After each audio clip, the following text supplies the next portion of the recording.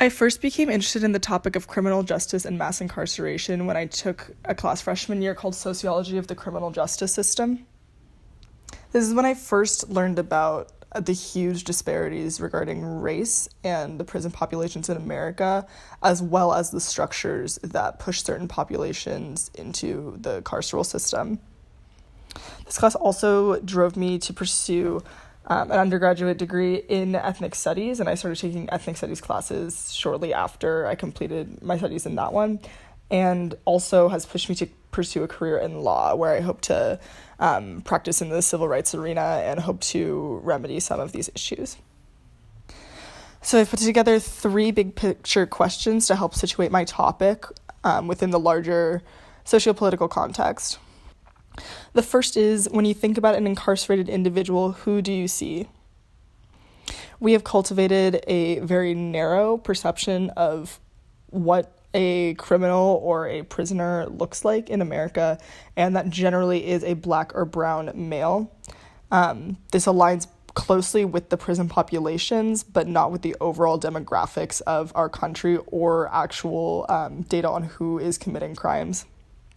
For example, it's been found that Black and white folks use drugs on at similar rates and on similar levels, yet the number of Black people incarcerated for drug-related offenses is much, much higher than those for white folks.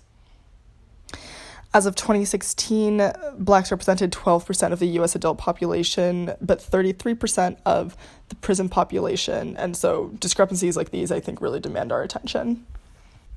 My second question is, what is the purpose of the prison and who do prisons serve in U.S. society? We generally have a pretty cut and dry perception of law and order and right and wrong. We think about people in prisons as deserving to be there, and as of prisons as a way of keeping those populations separate from the general public.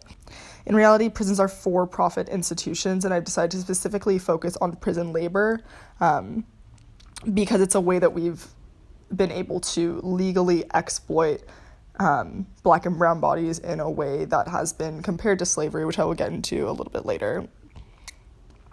My final question is, have you ever learned about prisons in school? I had never learned anything about prisons before I took the class that I previously mentioned, Sociology of the Criminal Justice System, and I was very shocked at the wealth of information regarding politics and economics that contributes to this issue of mass incarceration that we're seeing today, as well as just the general historical context and all of the events and actions leading up to the situation that we find ourselves in now.